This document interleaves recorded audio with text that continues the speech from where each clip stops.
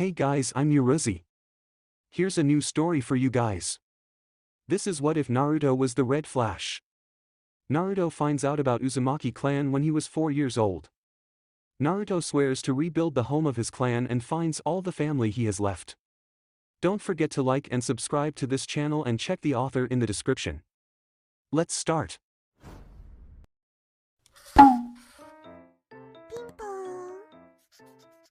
Chapter 1, Uzumaki Seal. In this story, Naruto has red hair. Konoha was in sorrow at the recent death of their hero, and probably their strongest Hokage. The most intense screams were heard in a room where a newborn baby's cries were forceful. Konoha's secret room. It's almost as though he's realized he's lost both of his parents, says a tall guy with spiky white hair. Only a couple of Konoha's shinobi were there in the room with the newborn infant boy to talk. Yes, we lost many fine shinobi today. Citizens are still scared for their lives, and much of the country is on fire, but on top of it all, we lost Kushina Uzumaki, our fourth Hokage and the final successor of the Uzumaki clan. Worst of all, this youngster will have no notion what they look like. The second voice was that of an old guy in his late 40s. What do you think we should do, Jiraiya-san, as this boy's godfather? Asked the elder gentleman. Jiraiya started speaking in a low, regretful tone. I'm not certain, sensei. I'm sure Minato would want me to keep an eye on the kid, but I'm not sure what I'd be able to do since I have a lot of travel scheduled. What the village will do next is the real question. Minato died without a surviving heir. As they waited for the former Hokage to speak, both men in the room went quiet. I shall assume the title of Hokage once again until I find a competent substitute to manage the village, Sarutobi remarked as he closed his eyes. Jiraiya, I have an assignment for you, he said to Jiraiya, a former pupil and one of his most devoted ninjas. He remarked that. Sarutobi-sensei, what is this assignment you've given to me? He asked, but his attention was pulled to the sobbing infant. I want you to utilize your spy network to fool the other villages so that we can repair our ninja squads and restore Konoha's defenses, Sarutobi said. Jiraiya told the elderly Kaga, I had no intention of employing my surveillance network for that reason, but it looks that I'm out of options. By the way, Sarutobi-sensei, you should alter the child's surname from Namikaze to Uzumaki. Minato had numerous opponents in IWA, including the Tsuchikage, as well as adversaries in other elements, so the senior ninja knew what he meant. Few recall the Uzumaki clan, which has long ago slipped into oblivion. To top it all off, the infant Naruto had his mother's red hair. I suppose I'll have to nickname the child Uzumaki.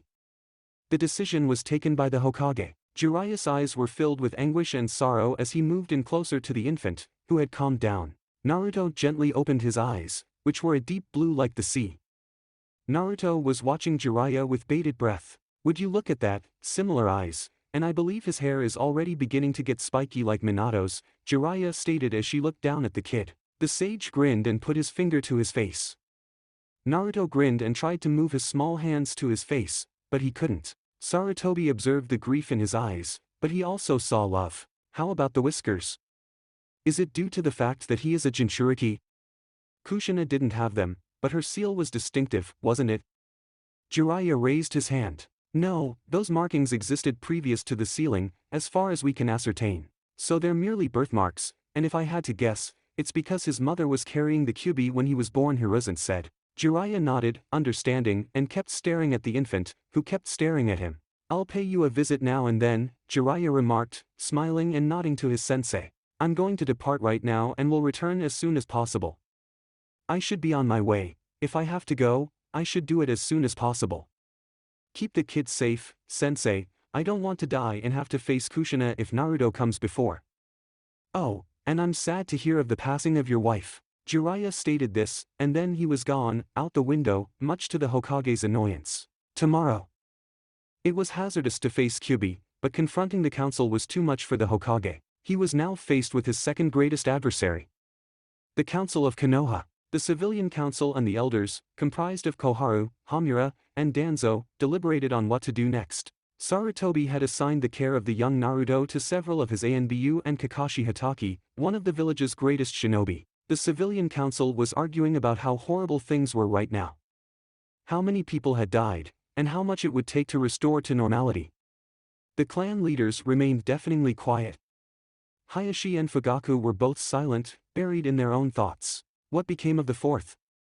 The chief of Clan Nara queried, looking at his Hokage. Not that I have anything against you, Lord Third, the clan leader said politely, but the fourth is in the hospital. Everyone could see the ancient Hokage's grief in his eyes. Shikaku's eyes widened as he comprehended what was going on. He was extremely acquainted with the expression. He'd seen that face before and didn't need confirmation to guess out what had happened to him. The fourth died, sealing the kyubi. The elderly man broke the stillness with. There was nothing being spoken. Shikaku dropped his sight as he realized his comrade and Hokage had passed away. Many members of the clan shared the same idea. Minato was a well-known shinobi who died tragically. Where did he seal the kyubi? Danzo asked quickly, breaking the stillness. The Hokage's pupils constricted as he looked at him. Following that, the whole civilian council started to ask the same question. Sarutobi lifted his hand to hush them. He sealed kyubi into a baby. Naruto Uzumaki, he responded cautiously, anxious about what others would think of the situation. The civilian council was in a frenzy, demanding Naruto's execution, just as he anticipated. Kill the demon, or, he's weak now, throw him out of the community. When Sarutobi heard this reply, he unleashed his killing intent, making the whole civilian council to experience visions of their own doom. Even the bulk of the head clans were having difficulty breathing. A particular Nara was silent. He recalled his buddy Minato informing him that his kid will be named Naruto. He understood who Naruto was straight immediately. Silence, ordered Sarutobi Hiruzen, and the whole council became quiet. He gazed at every face on the council with a gloomy expression, offering nothing but anguish if they didn't keep quiet. Minato intended Naruto to be portrayed as a hero, not a monster. He's the one who prevents the kyubi from escaping and killing us all, explains Hiruzen. The third stated it in a threatening tone. Some civilian council members wanted to speak out against it, but when they saw Lord Third's killing expression, they restrained their mouth. I will retake the cap and my position as third Hokage, he said. Everyone seems to be thinking the same thing. No one on the council objected to this, save Danzo, who seemed annoyed. Because individuals like Hiruzen made Konoha weak, he longed to be the next Hokage. Who are Naruto's parents, Lord Third? A Hyuga queried, his eyes welling up with tears. Sarutobi had opted not to tell them because he was scared the knowledge would spread and the other 4 great shinobi villages would soon discover Minato had a son. IWA would go to any extent to murder him in retaliation for what the fourth did to them during their effort to seize the Leaf Village. With a sad face, Sarutobi answered. I'm not sure, but I know his parents were killed in the fight against Kyubi. The leader of the Hyuga clan disagreed, but remained silent. Shikaku Nara had already worked out who his parents were, he noted. The fact that the youngster lacked parents aided the civilian of them had already began to think of injuring the demon, and the fact that they didn't have any parents to keep an eye on him made things simpler. The elders were suspicious about the boy's father. Danzo, on the other hand, understood precisely who it was and realized the youngster could be transformed into a legitimate weapon and useful to Konoha, just as Kyumo had done with their Jinchuriki. After hearing a cough, Hiruzen turned to confront Danzo. I'd want you to give me the boy, Hokage-sama. I can teach him and turn him into a wonderful village ninja, Danzo proposed with a smile. Hiruzen's and several of the clan leaders' eyes narrowed. No. And the child has a name. He shall be reared at the orphanage just like any other boy, the Hokage declared unequivocally. Danzo was not pleased with this one. He reasoned that there had to be more methods to make him a weapon. Allow me to nurture him, Hokage-sama, with all due respect. He'd have a family and could be like a brother to my kid, Shikaku offered, and the majority of the council members were surprised since they didn't anticipate Shikaku to say such a thing. Please accept my apologies, but the request has been refused. Naruto cannot be given to any clan. He will grow up in an orphanage. He'll start at the academy when he's 6 years old. The announcement was made by the Hokage. Despite the fact that he wanted to deliver Naruto to Shikaku, he was fully aware that he wouldn't be able to pull it off. The other clans, particularly the Uchiha clan, would be enraged. Shikaku had no time to object. You would let the demon to enter the academy and become stronger, shouted a civic council member. The Hokage clenched his teeth and dilated his pupils. He was furious because Naruto had been referred to as a demon. He motioned with his palm, and the shouting man's head rolled to the floor, blood pouring everywhere. The citizens were taken aback, but they stayed quiet. The Hokage paused for a few seconds to check whether anybody else was sick of their head. Because there was nothing but quiet, the Hokage shifted the topic. Now that we've finished this, I'd want to talk about what we lost and how much it will cost to reconstruct. The Hokage chose to change the subject. Throughout it all, one clan chief stayed mute. Clan Uchiha was led by Fugaku Uchiha. Fugaku was well acquainted with the boy's parents. Mikoto, his wife, was close to Kushina Uzumaki. He wasn't sure how his wife would react if she discovered he was being raised at an orphanage. He, on the other hand, was not excited about it. The Hokage stated at the conclusion of the meeting that Naruto would never be mentioned as the Jinchuriki of the Kyuubi again. That knowledge was classified as S-class, and revealing it would result in the death penalty. Naruto. While all of this was going on, a baby with red hair was napping. The seal in his stomach was completely invisible. To remain warm, he was covered in sheets. Naruto was dead asleep, yet he was the only one who noticed when his seal started to burn red for a few seconds and then stopped. Chapter 2, Alone in the World. 1 year later. The village had been rebuilt, all the destroyed buildings and the flames weren't there anymore. Despite looking from the outside that nothing was wrong. Inside, you could still see that people hadn't forgotten about the Kyuubi, the demon who killed their loved ones and, most importantly, killed the fourth Hokage. As people were walking around the street and busy doing their jobs and living their lives, the same couldn't be said for a baby crying in the orphanage. The baby with red hair was crying.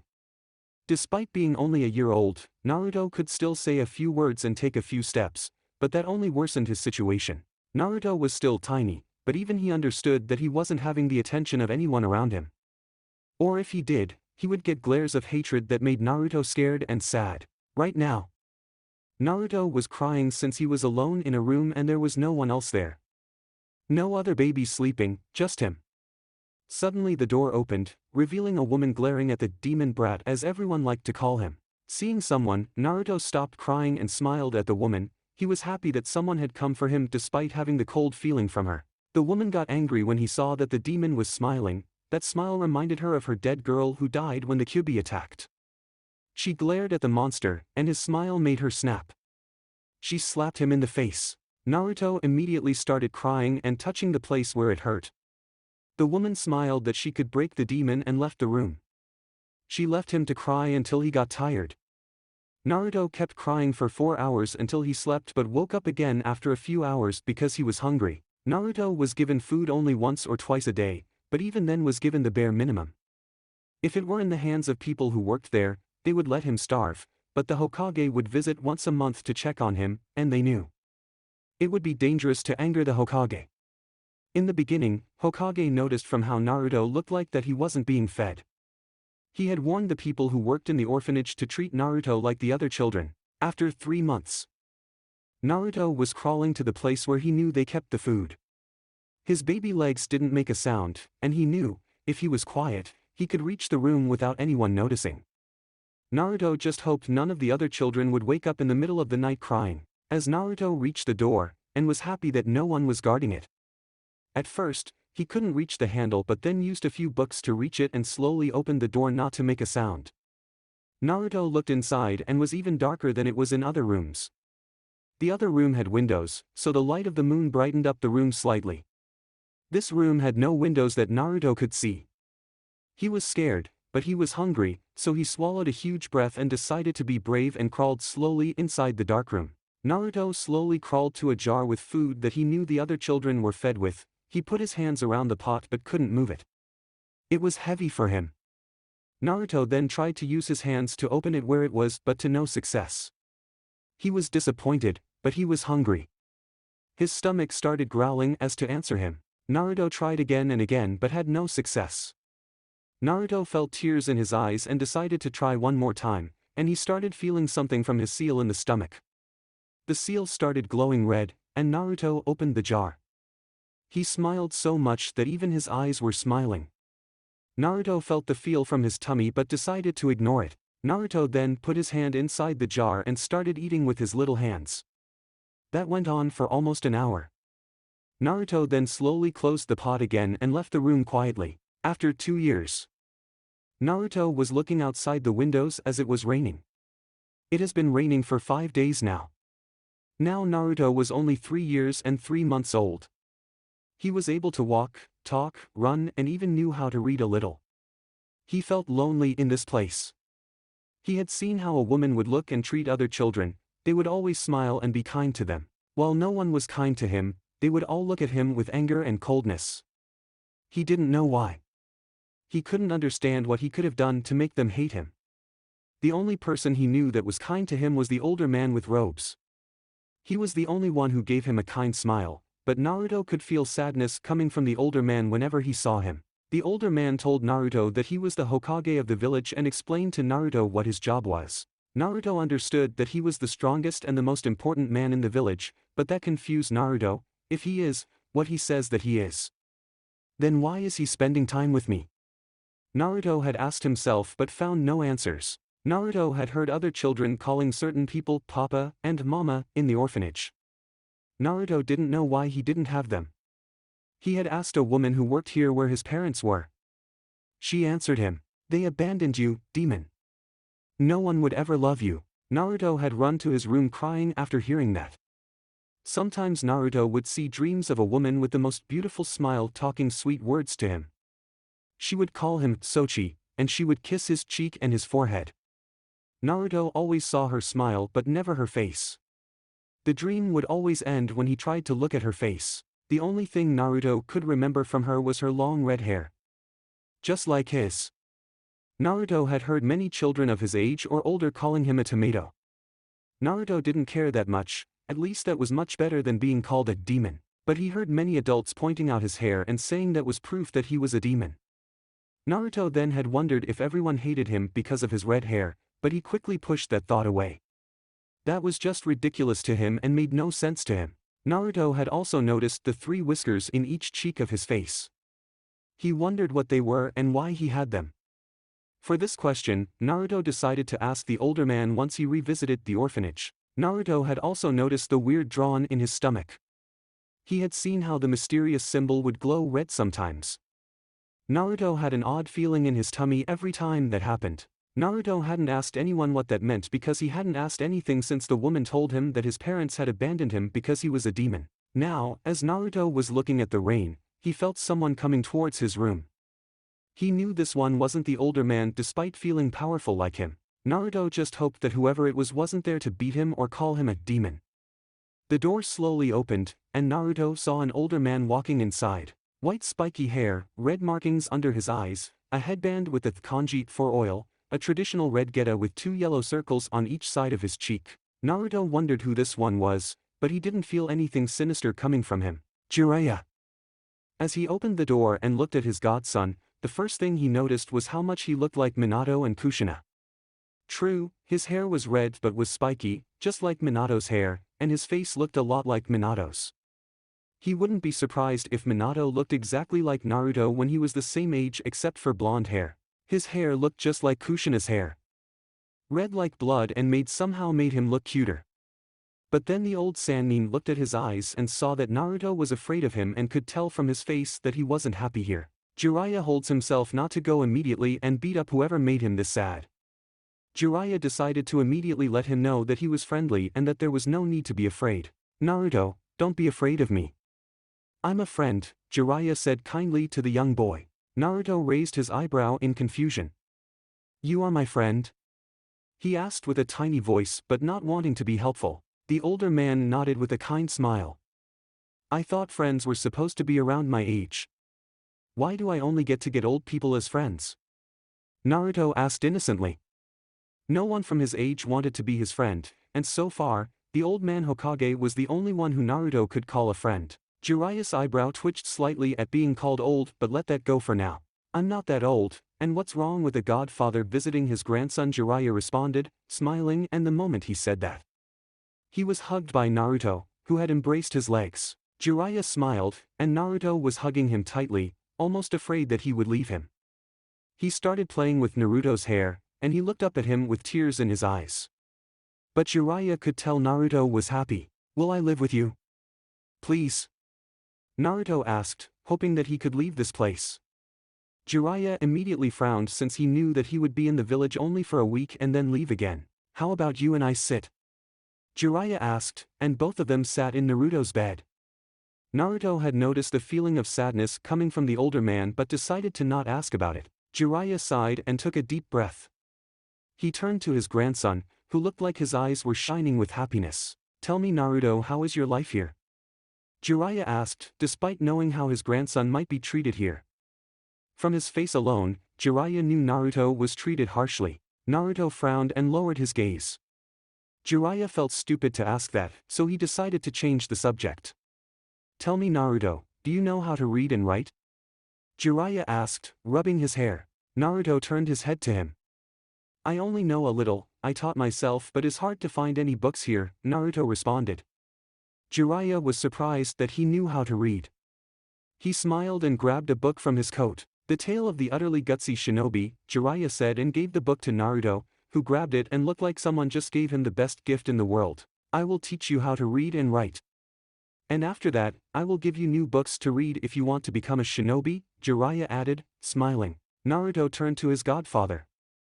"Thank you," he repeatedly said, hugging both him and the book. "Don't worry, Naruto," Jiraiya said, hugging him back. They stayed like that for a few minutes, and Naruto pulled back and opened the book on the first page. Jiraiya was happy that Naruto wanted to learn, and he started teaching Naruto how to read and write. Chapter 3, Did They Love Me? One day earlier.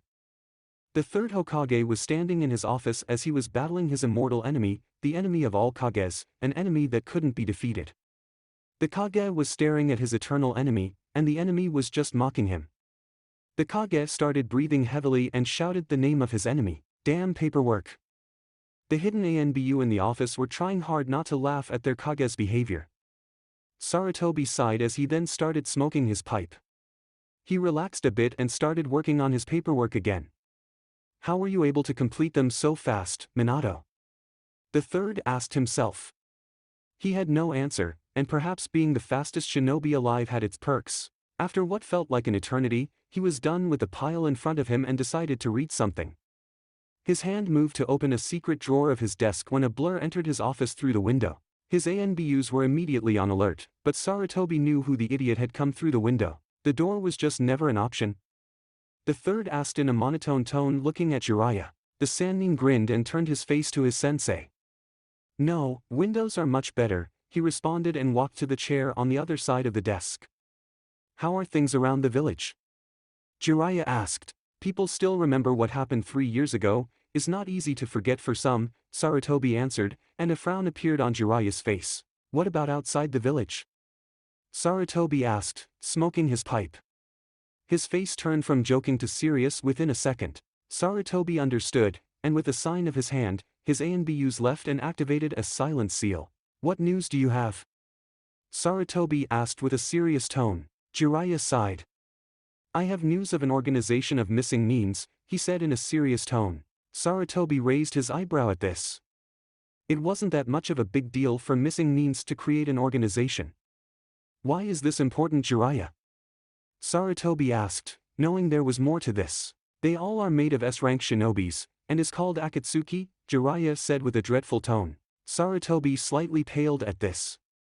An organization made of S-rank ninjas can be a big problem, he thought. And they're targeting the Jinchurikis, and that organization just became far more dangerous in Sarutobi's mind. Targeting Jinchurikis? For what reason can they somehow control them and wants their power to belong to them? Sarutobi asked himself and was slightly worried for Naruto. What do they want? He asked, worried for Naruto, who was still only 3 years old. Jiraiya shrugged his shoulders. Who knows, but they're definitely not trying to reach world peace or anything like that, he responded and pinching the bridge on his nose. Do you think they work for any of the other villages? He asked, thinking that they worked perhaps for Kyomo or, God forbid, IWA. Jiraiya shook his head. As far as I know, no, Jiraiya responded. There was complete silence for a few minutes.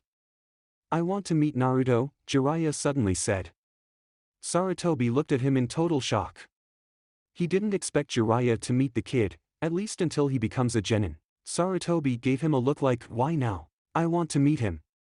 I have waited long enough, and now my godson needs me more than ever, Jiraiya added with a serious tone and didn't care if his sensei would tell him no. How long before they make any move?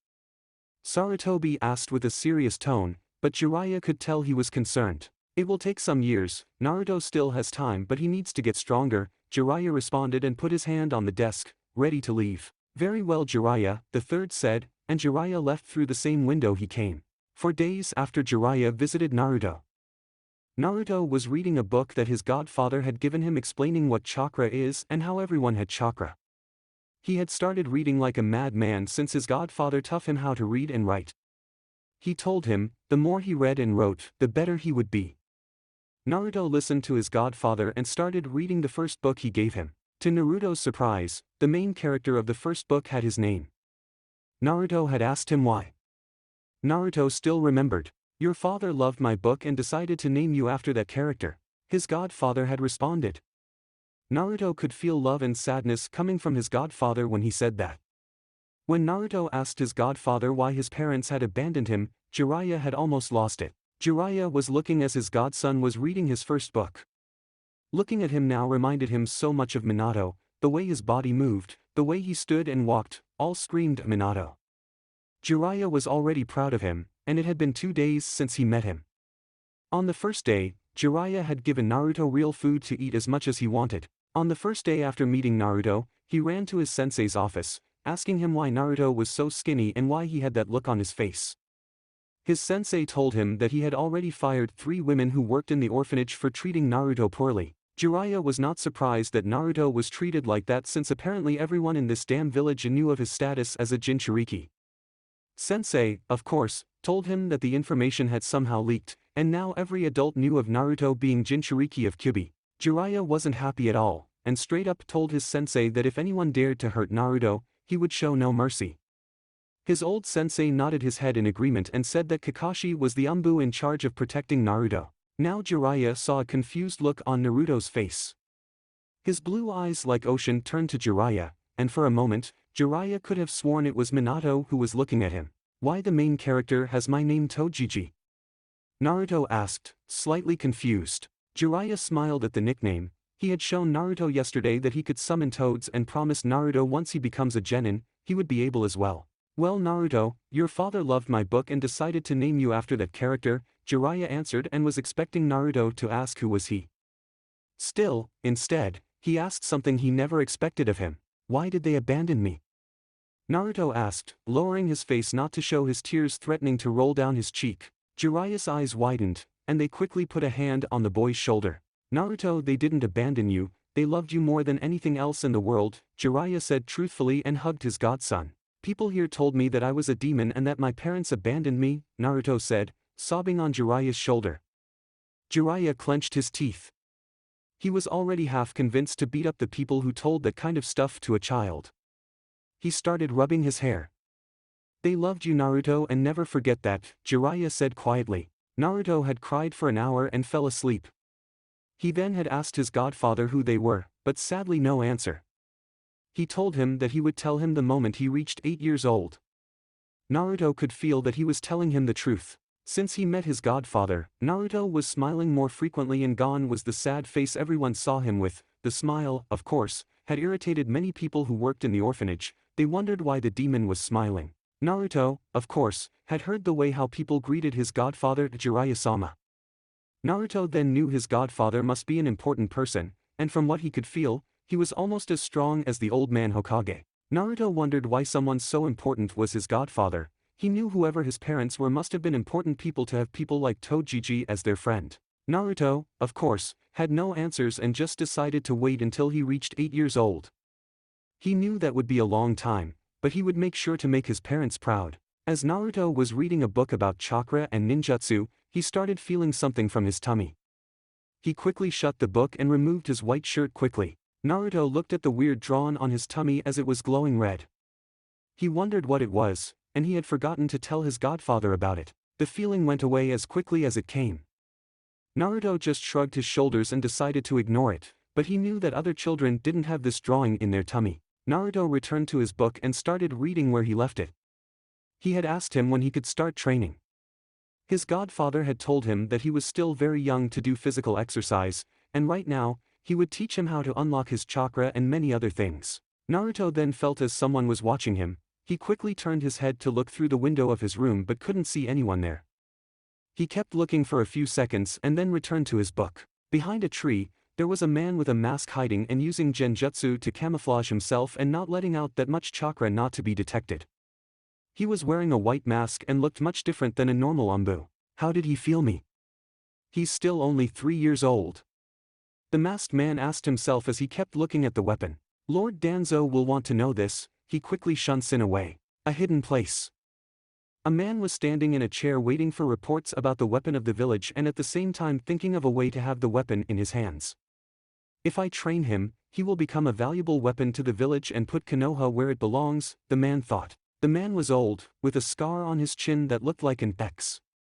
His right arm was fully bandaged. He heard from his ANBUs that the Sannin Jiraiya had visited the boy. This didn't sit well with the man.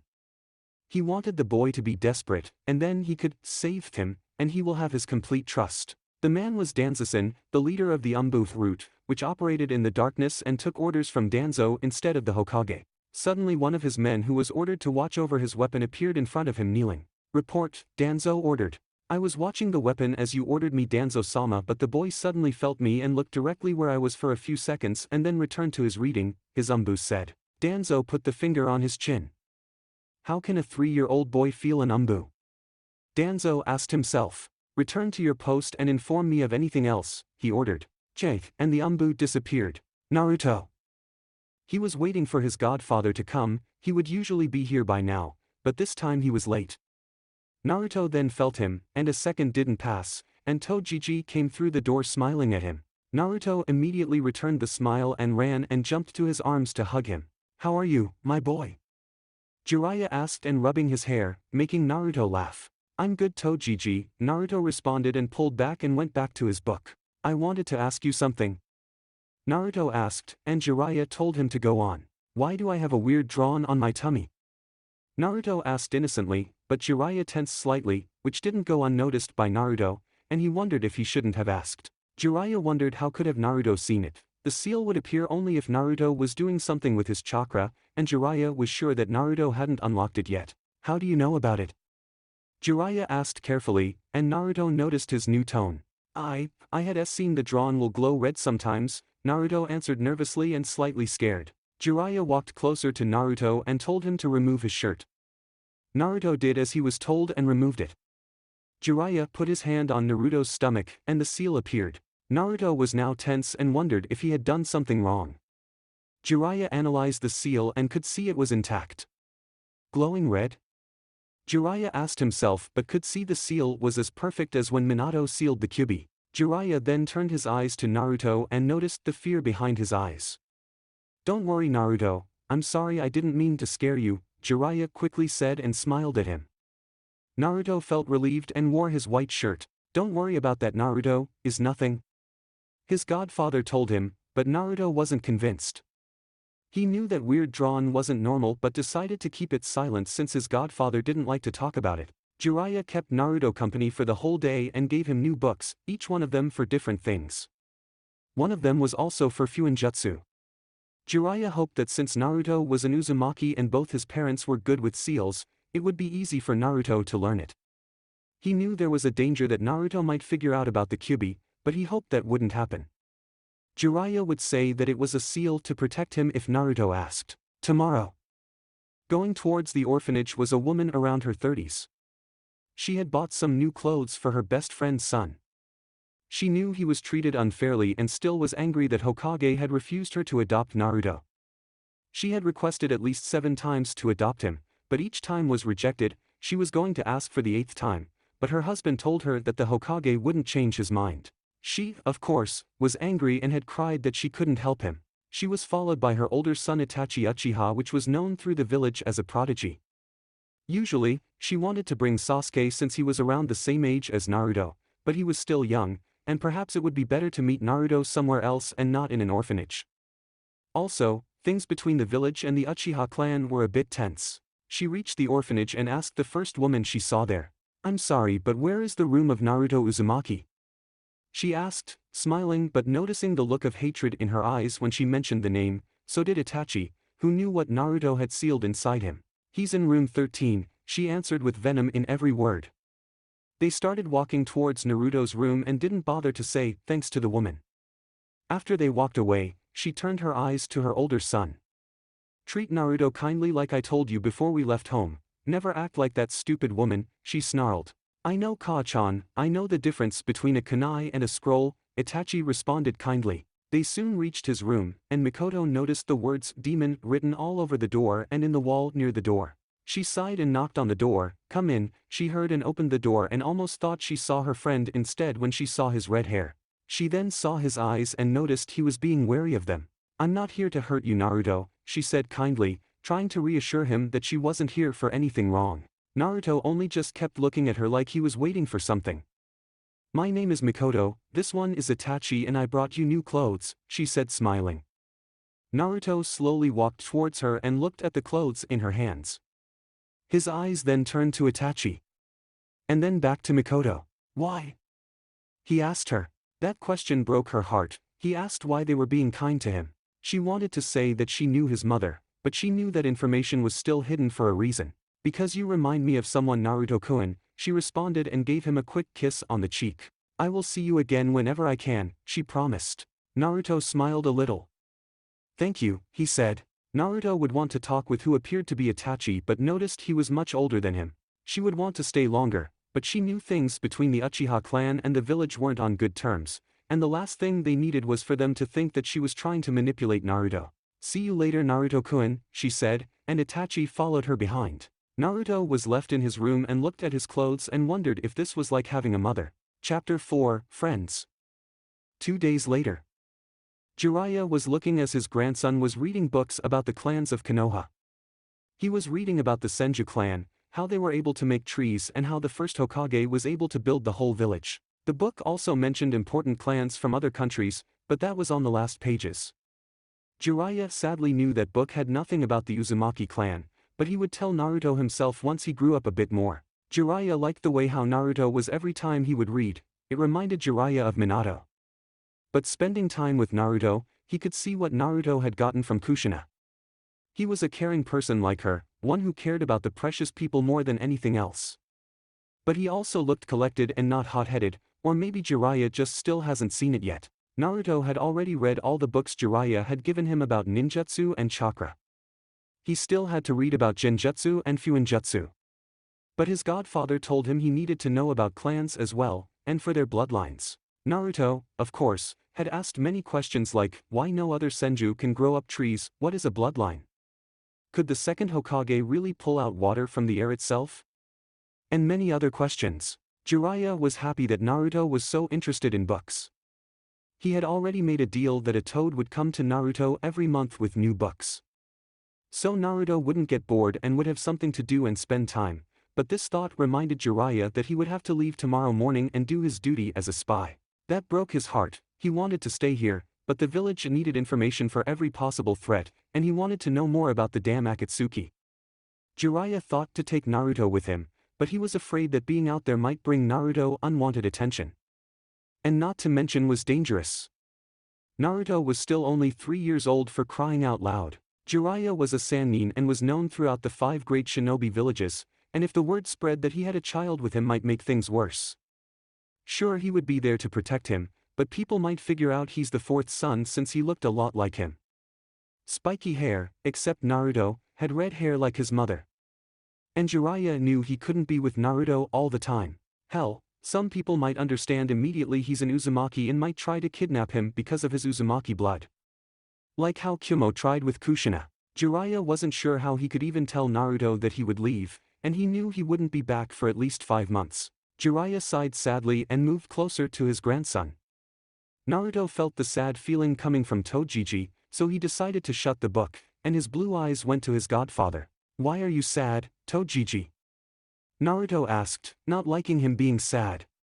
Jiraiya was slightly surprised that the kid could tell he was sorry. Nothing, Naruto, how about you and I go outside tonight? I want you to visit a place, Jiraiya said, smiling. Naruto knew there was something wrong but decided not to ask questions. Naruto wasn't sure if going outside was a brilliant idea since people didn't really like him. But he knew his Tojiji was there, so there was no danger.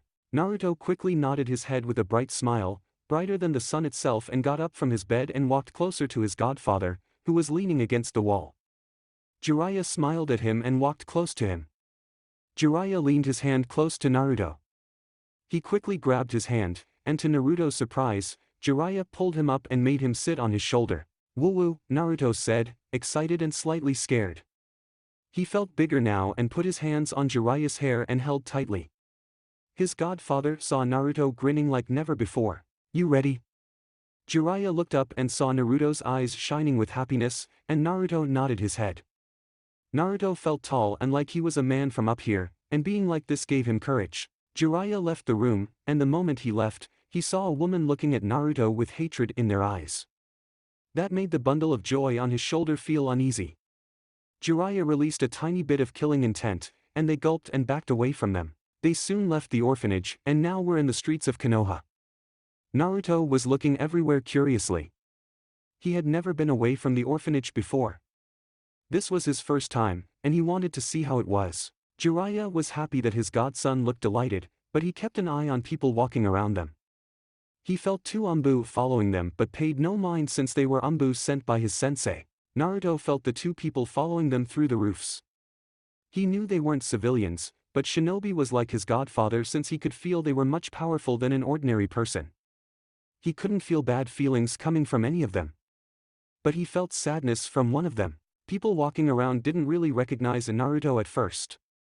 Most of them just kept walking and minding their business, but some of them had stopped walking and were looking at Naruto specifically.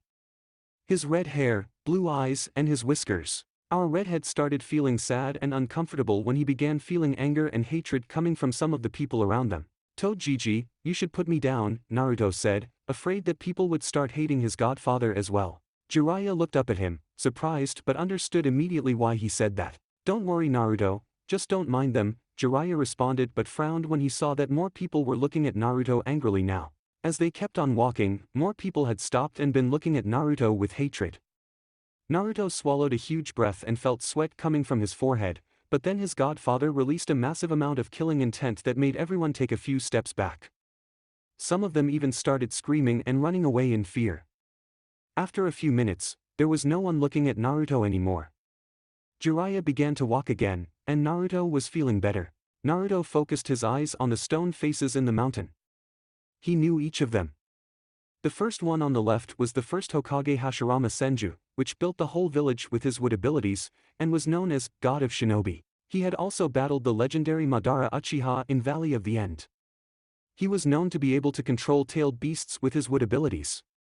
Naruto had heard about the Kyuubi like everyone else, and wondered if there's more than just Kyuubi out there. Then was Tobirama Senju, which Naruto had read that was known for his high water affinity. No one was in the same level as him, even ninjas from Kiri, known for their water affinity, weren't at his level. He had created many jutsus, one of them was Hiroshin that the fourth Hokage was known for. Then was Old Man Hokage, who looked younger in the stone face and in the picture in Naruto's book. Naruto couldn't really see him as young no matter how hard he tried. Naruto had read that titles of the Professor and God of Shinobi were given to him. Naruto wondered if Jiji Hokage in his younger days was as strong as the first Hokage in his prime. He had decided to ask Jiji once he saw him again. Then there was the fourth Hokage, Minato Namikaze. Naruto thought he was the coolest Hokage of them all. He was known as the Yellow Flash of Konoha because he was a master of Hiroshin. But when Naruto had seen the picture of the fourth, he could have sworn that he had visited the person before. His blue eyes were the same as Naruto's, and he knew it. Naruto, of course, asked Jiraiya why he felt like he had seen the fourth before. At that moment, he noticed his godfather was very nervous and heard him mutter just like him. Of course, Jiraiya just changed the subject, much to Naruto's annoyance. Naruto had asked his godfather to learn Hiroshin, but he told him that he still needed to know the basics before moving into complicated things like learning jutsus and Hiroshin. Jiraiya knew Minato had left Hiroshin and Rasengan for Naruto in case anything happened to him. Jiraiya had decided to give them to Naruto when he reached 8 years old, but Jiraiya wasn't looking forward to telling Naruto about Kyuubi. He knew Naruto still hadn't asked why people hated him, but he knew he would ask that question sooner or later. Naruto had told him about the kind lady named Mikoto who had given him clothes. Jiraiya, of course, knew her since Kushina had mentioned her, but he wondered if she had a purpose of meeting Naruto. He knew there was a chance that she just wanted to be kind to him out of her friendship with Kushina. But Jiraiya knew that things between Konoha and Uchiha clan weren't good and had heard some shinobis claiming that Kyuubi had a Sharingan the night he attacked. Of course, maybe they had just thought they saw it, but Jiraiya knew Minato was a master at Fuinjutsu and would never let Kyuubi be released unless someone attacked them. Now he made his way towards the favorite place of his mother. Naruto was busy looking at the face of the fourth Hokage in the mountain when he heard, "Oh, look who we have here," he heard his godfather say towards three men who were walking towards them. In their shoulders were three kids. The first man was giving Naruto and Jiraiya a warm smile. His hair was almost brown and tied like a cactus. He had a scar on his face and was wearing the usual Jonin outfit, with black sandals. On his shoulder was a boy who looked bored and ready to fall asleep. His hair was the same as his father. The second man had long blonde hair and was wearing a white outfit, and beneath it, Naruto could see the Jonin outfit. On his shoulder was a girl around his age with blonde hair as her father. She was smiling at them. The third one was a fat man with weird marks on his cheek. He wasn't smiling at them, and Naruto could feel the stare of the third one. And on his shoulder was a boy who also looked to have problems with his weight. "Jiraiya-sama, is good to meet you again. Who is the cute boy on your shoulder?" the first man asked, taking a step forward and giving Naruto a warm smile. Jiraiya looked up at Naruto. "Oh. My name is Naruto Uzumaki, Shinobi-sama," he answered respectfully. Jiraiya held a burst of laughter, and so did the girl. "My name is Shikaku, and this lazy boy is my son is Shikamaru." Shikaku introduced himself and the boy on his shoulder who already looked half asleep. Naruto waved his hand. Shikaku put Shikamaru on the ground. "Say hi, or do you want to walk back to your home?" Shikaku said. Shikamaru paled at the contest of walking. "This is troublesome. My name is Shikamaru Nara." Naruto smiled and jumped to the ground to get closer. "Hi, Naruto-kun. My name is Inochi Yamanaka. This princess is Ino," the blonde said, and the girl waved at Naruto. "Hello, Tomato," she said smiling. Jiraiya expected Naruto to act the same way as his mother when she was called like that. But he just laughed. Naruto didn't really mind the nickname since it was much better than being called a demon. The third one took a step closer. "My name is Choza Akimichi." "This one is Choji," the fat one said, a bit wary of Naruto, which Naruto and the adults noticed. Naruto waved his hand, and so did Choji. Naruto turned his eyes to Shikamaru and Ino, who were standing close to him. "Do you want to come with us?" Naruto asked hopefully. Jiraiya was about to respond when he was interrupted. "Of course we can stay outside a bit longer," Shikaku answered immediately. Shikamaru looked ready to protest, but his father glared at him. "Very well, we're going to Ichiraka Ramen," Jiraiya said happily that Naruto could finally meet kids of his own age without glares. Choji looked happy and was clapping his hands. "Yeah," Naruto shouted, raising his fist in the air. Soon they started walking towards Ichiraka Ramen. Naruto, Shikamaru, Ino and Choji were walking forward and talking, and the adults were a bit behind talking about different things. "So Naruto, what is Jiraiya-sama to you?" Shikamaru asked curiously. "He's my godfather." Shikamaru's eyes widened slightly, and he murmured something under his breath. "Wow. Really? He's one of 3 Sanins," the girl Ino shouted, surprised. Naruto raised his eyebrows in confusion. "What's a Sannin?" he asked. They all started looking at him like he had gone mad. "Didn't your parents tell you about the Sanins?" Ino asked, confused. That question made Naruto sad, and his smile slowly disappeared and turned into a frown. "I don't have parents," Naruto said quietly, almost like a whisper. He was feeling tears in his eyes but swallowed a huge breath. He didn't want to cry in front of them. Ino lowered her head. "I'm sorry," she apologized with a sad tone. Choji looked saddened as well, and so did Shikamaru. Naruto quickly shook his head. "Don't worry, Ino-san. How about we talk about other things?" Naruto asked, wanting to change the subject. "Very well. What do you like to do the most, Naruto?" Choji asked curiously. Naruto knew what he liked. "I like to read. And I like to spend time with Tojiji and Hokage-jiji," Naruto responded, smiling brightly. All 3 of them looked at him, confused. "You mean you call Hokage-sama, Jiji?" Ino asked, but more like a statement. Naruto didn't understand why that was apparently a big deal but just nodded his head. "What about you guys?" Naruto then asked, and putting his hands behind his head. "Well, I like to watch clouds, and sleep." "Mostly sleep," Shikamaru replied, yawning. Naruto's sweet dropped while Ino and Choji already knew his answer. Don't mind him. He's just lazy, Ino said, looking at Shikamaru, and then her head turned to Naruto. I like to look at the flowers and spend time with my par. Friends, Ino responded, changing the answer. Naruto knew what she was going to say but didn't mind. Now he had his godfather, and he was happier than ever. That's cool, Ino, Naruto responded and smiled at Ino, which made her turn her face away. Naruto was confused while Shikamaru was murmuring. Troublesome blonde. I like to eat. Spend time with Shikamaru in a barbecue and any restaurant, Choji answered, smiling. Tell me, Naruto, will you become a shinobi? Ino asked, smiling at him. Of course. I will become a shinobi and become a Hokage Dadabayo, Naruto shouted the last part with his eyes screaming determination. All three of them looked shocked by Naruto's statement that he would become Hokage. At the same time, Jiraiya was looking at Naruto proudly. I have no doubt you will, Naruto. Chapter 5, Feeling of Hope. Naruto was having the best moment of his life. He was talking to his new friends and for the first time in his life. Their parents weren't telling them to stay away from him or telling him to not talk to them. When he met his godfather 6 days ago, Naruto was pleased to know that he wasn't alone, that he had someone to call family and wasn't a demon as everyone called him. When Tojiji told him that his parents didn't abandon him but loved him, Naruto felt happier, but now he had friends. Why would you want it to become Hokage? He heard Shikamaru asking him. Naruto grinned. Because then people of the village will finally acknowledge me, he answered. Shikamaru was thinking about what he meant when he said that he wanted people to acknowledge him.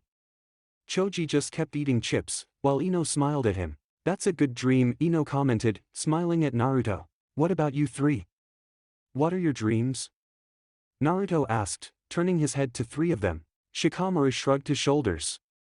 To sleep, and everyone's sweet dropped behind their heads. Naruto was thinking, what kind of dream is that? He wondered, but at the same time though it was excellent. Lazy as always, Ino thought with annoyance. While Choji smiled typical Shikamaru, he thought knowing Shikamaru was lazy. Naruto then turned his head to Choji. I'm not sure. I haven't thought about it, Choji answered, and Naruto understood, and they still were very young to think about what they would do when they grew up. Naruto then turned to Ino. Well, I want to be a good kunoichi like my daddy, she said happily. Naruto liked the dream and told her that it was a perfect dream. They keep on walking, but the more they walk, the more people start sending Naruto glares, but not daring to do anything since Jiraiya-sama and 3 respectful clan heads were there with 3 innocent children talking with the demon brat. The adults notice immediately, and so does Naruto, whose smile disappears and turns into a frown. Shikamaru on the other hand, could see something is not right with the way they were looking at them. Ino started feeling uncomfortable and walked closer to her dad, and so did Choji. Naruto looked around and felt bad that maybe his presence here was making things worse, and he felt tears in his eyes. Jiraiya had enough and unleashed his Ki at the maximum that made many people drop unconscious on the ground, and some were having a hard time breathing. After 2 minutes, no one was looking at Naruto anymore, and they soon reached their destination. Ino asked her father why people started staring at them like that, and he just told her that they were stupid people. Shikamaru didn't seem bothered by their glares. While Naruto was keeping his head down and thinking that it was all his fault and his new friends would soon abandon him like all the other kids of his age, he then felt a hand on his shoulder. He looked up and saw Shikaku-sama looking at him with a warm smile. Don't worry about them, Naruto, they're just foolish people, he said, and Naruto managed to smile. Here we are, he heard Tojiji said, and pointing at a restaurant. Naruto looked at the name, Ichiraka Ramen, and wondered what that was. Come on. All are on me, his godfather stated, and put a hand on Naruto's head and rubbed his red hair. Choji looked to like the idea. They were about to walk inside when the adults turned their heads to their left. Naruto turned as well when he saw Hokage Jiji walking towards them. Hokage-sama, what a pleasant surprise, Shikaku said and took a step forward, and so did Jiraiya. I saw you with my crystal ball walking to this place, so I decided that I needed a break from my war with paperwork, the old man said with a chuckle at the end. Hokage then looked at the little kids. Ino was hiding behind her father.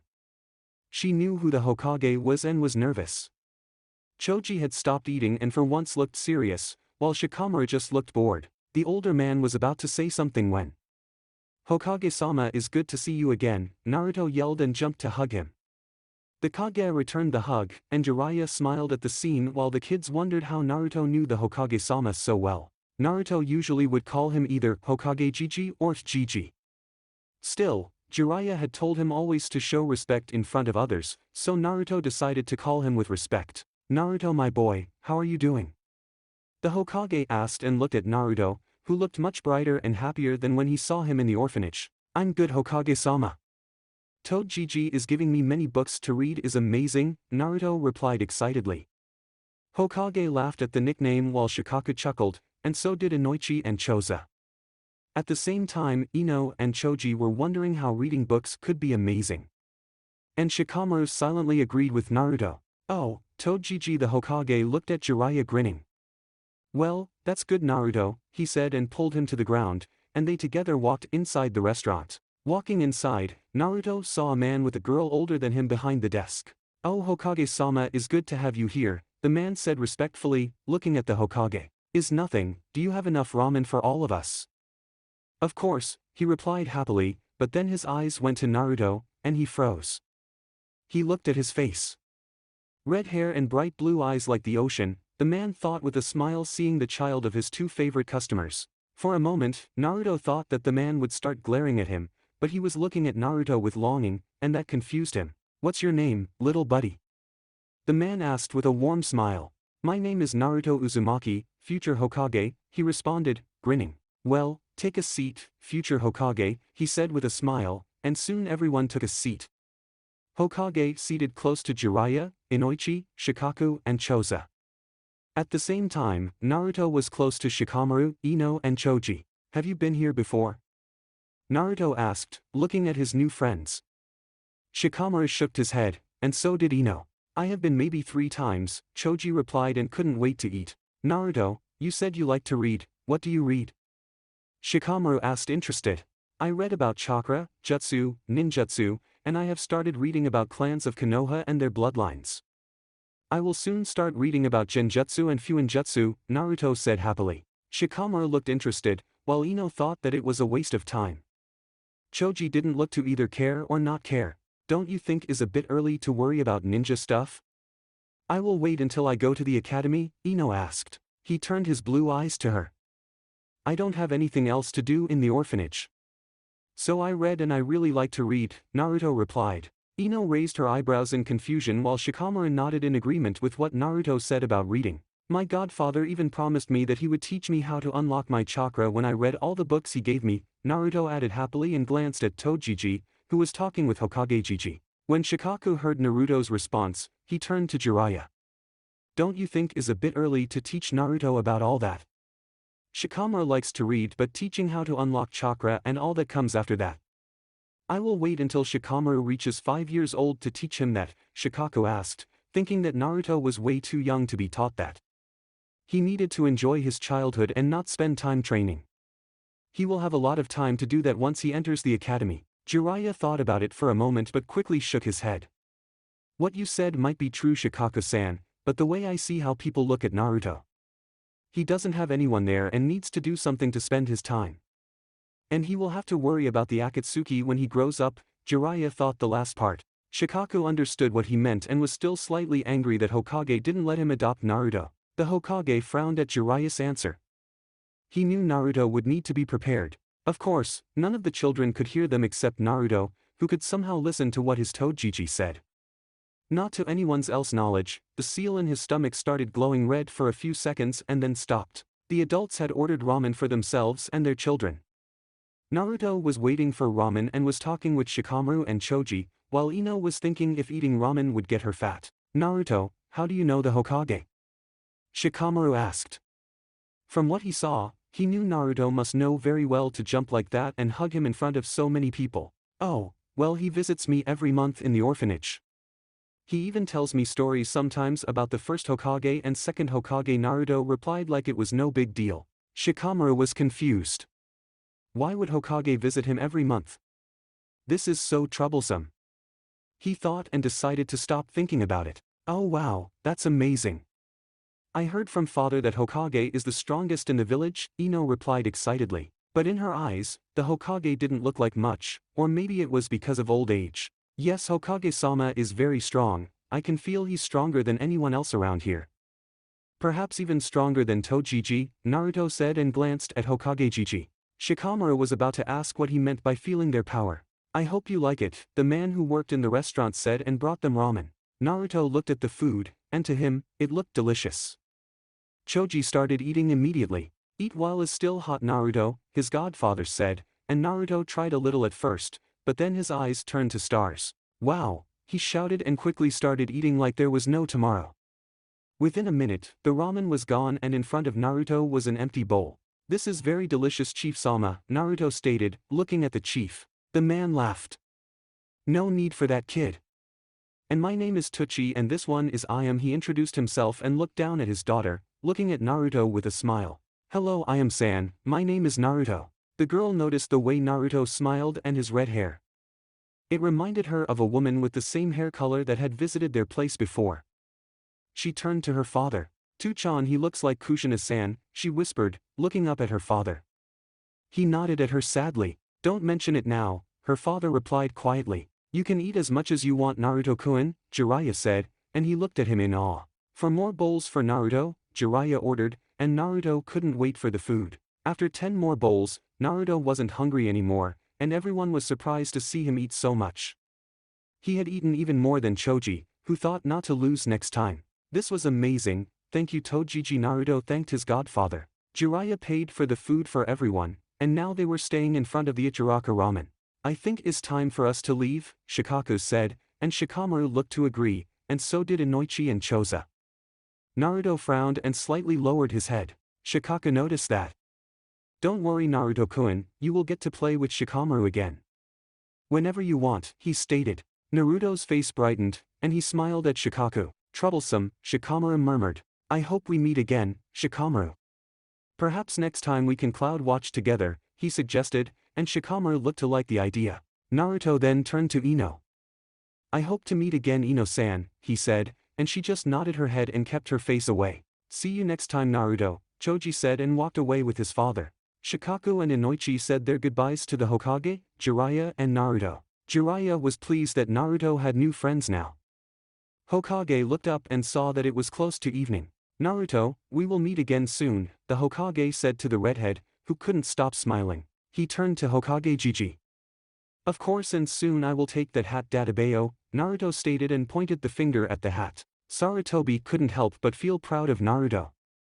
I have no doubt Naruto-kun. And I'm waiting for that day, he said proudly and hugged him. After that, Hokage returned to his office with Naruto waving his hand at him. Now was only Jiraiya and Naruto standing at the road. Naruto-kun, I want to show you something else, Jiraiya said and offered Naruto to climb on his back. He nodded and climbed on his back. Hold tight, he advised, and they shunsen away. Naruto blinked his eyes, not understanding where he was right now. He looked around and noticed they were very high. Wow! Can you teach me how to do that, Tojiji? Naruto asked, looking at him with big puppy eyes. Jiraiya growled. Soon, he said, and Naruto jumped in excitement. His Tojiji started walking, and Naruto followed him. Here we are, his godfather stated, and Naruto jumped to the ground and followed him. Soon they reached the edge, and Naruto could see the whole village from up here. The sunset made the village and everything look beautiful. Naruto enjoyed the view and was glad that he wasn't alone here. This view is amazing, Naruto said was lying in the grass close to Jiraiya. After minutes of silence, Jiraiya sighed and decided to tell Naruto. I know you're sad about something Tojiji. Did I do something wrong? Naruto asked, afraid that it was his fault. He had felt sadness coming from him the whole day. Jiraiya quickly shook his head and put a hand on his shoulder. No Naruto. You have done nothing wrong, Jiraiya said sadly and keeping his head low, not bearing to look at Naruto. Do you remember when I told you that I worked outside the village to make sure the bad guys wouldn't come to attack the village? Jiraiya asked. Naruto remembered that he told him that on the second day when Naruto asked him where he had been all this time, and he told him that he needed to be outside the village for a long time to chase away the bad guys. He nodded. I will need to leave tomorrow Naruto, he said sadly, and Naruto felt tears on his eyes and then rolling down his cheek. Can I come with you? He asked with a tiny voice. No Naruto is too dangerous out there but I swear I will listen to everything you say. Please, Naruto begged and hugged his Gigi arm, not wanting him to go away and leave him alone. Jiraiya felt his heart was breaking. Naruto was sobbing in his arm and holding it tightly. Naruto, you won't be alone. I will return as soon as I can. Don't forget about your new friends, Jiraiya said quietly and put a hand on his shoulder. There was complete silence again for a few minutes, and Naruto kept crying his eyes out. How long? Naruto suddenly asked when he stopped crying. Jiraiya wanted to say that he would return very soon, but he knew it would take at least 5 months, and if he lied, that would break Naruto's heart. Jiraiya turned to Naruto and hugged him tightly.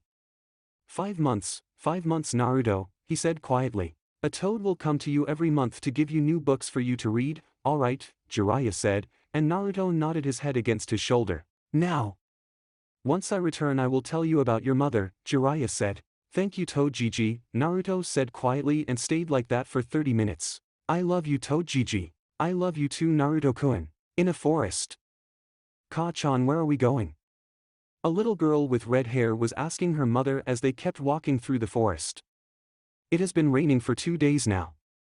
Since her father died from the shinobis, it had started to rain.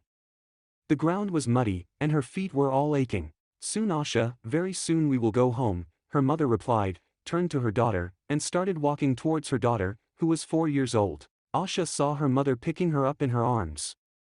Asha's eyes focused on a weird drawing that was in her mother's right hand. Her mother made a few hand seals with her right hand. Uzumaki style, rainforest, her mother said, and it started raining even more. We will soon find our home, Asha, her mother promised with a smile. Her purple eyes look at her daughter with love. Soon Asha, soon. Chapter 6, Uzumaki on the run. Naruto was crying, he tried to hold his tears, but he couldn't no matter how hard he tried. Naruto was in front of Konoha's gate about to say goodbye to his godfather, who would leave to chase away the bad people. Hokage Gigi was standing close to him. Jiraiya had a sad face looking down at his grandson in all but blood. He slowly kneeled to his level and put his hand on his shoulder. Naruto removed his tears with his hand and looked at his godfather. Naruto stops crying, I will be back in no time, Jiraiya said with a grin, trying to ease the pain in both of their hearts. Naruto nodded and swallowed hard not to let more tears fall. Remember what I told you. Read and train, and I will be back in no time. And I will teach you how to unlock your chakra and do cool jutsus.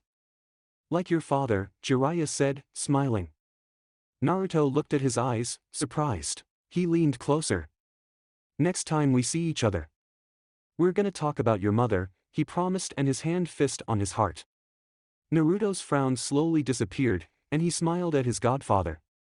Jiraiya trusted Naruto would be able to keep the secret. I will read and train as hard as I can. Toad Gigi. And when I become a shinobi I will bring peace so you won't ever have to leave again, Naruto promised with the fist on his heart. Jiraiya felt like he saw Minato and Kushina smiling behind Naruto. Their hands on his shoulders.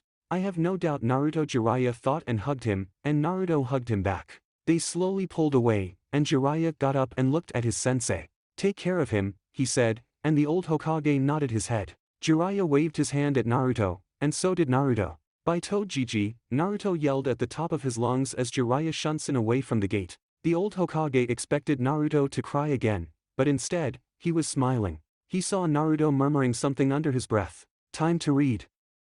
Old man Hokage, Naruto said and turned to walk away. The old Hokage smiled at the young boy. He did not doubt that Naruto would become a great shinobi in the future.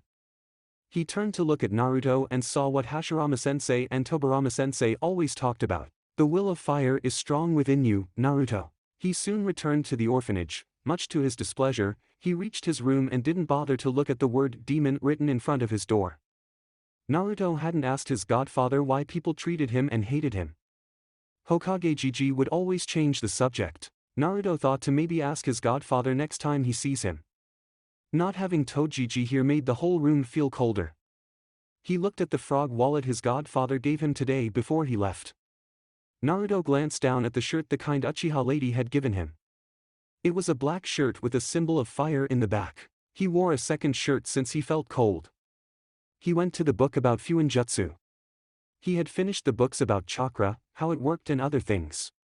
The book for taijutsu, but that book wasn't that necessary to read since the essential part of taijutsu was to train outside rather than read about different types. In the book for clans of Konoha and clans outside Konoha, Naruto read about Senju, Uchiha, Nara, Yamanaka, Nara, Akimichi and many other clans. He looked at the title. The Art of Fuinjutsu Level 1. He opened the book on the first page, and his eyes went to the author's name.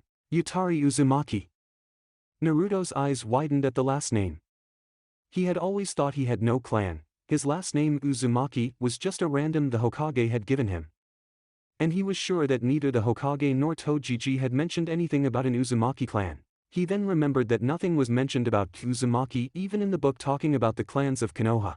Naruto wondered if maybe he was just looking too deeply into this.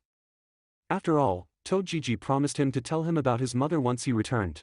He smiled, remembering that, and started reading about Fuinjutsu. After 6 hours, Naruto had read a quarter of the book. He found all this fascinating. To him looked easy. Naruto wanted to seal something in a scroll, but he had no brush to draw any seal, and he had no scroll. And he had no kunai to seal anywhere. He shrugged his shoulders and decided to ask Hokage Jiji the next time he saw him. He kept reading and read that the art of Fuinjutsu was very hard to learn. The number of people mentioned to have been masters at Fuinjutsu in Konoha could be counted with only the fingers of one hand. What is the limit? Naruto wondered if someone could seal other things other than ninja tools like kunai or shurikens. He understood that the book he was reading now. It had only the basics of Fuinjutsu, but it still was the most extensive book compared to the other books. This book had even more pages than the book about clans. Naruto shut the book and took the second book about Fuinjutsu, the Art of Fuinjutsu Level 2 and Level 3. He wondered how many levels there were, but he had only 2 books for now. Naruto hoped the toads would give him more. Next month. He smiled and decided to sleep since he was tired. After 4 days, Naruto was reading the first book for the 3rd time now. He found the seals very interesting, but at the same time, he wondered why he had a seal on his tummy. Naruto understood the weird drawn on his tummy was not a drawn but a seal, but he couldn't understand why he had it. He understood seals are used to seal things. Some advanced seals were used to make traps. He wondered what he could have locked inside him. Naruto was sure that it wasn't a shuriken or kunai. Naruto was using a pencil trying to write seals on a blank paper, but it wasn't working.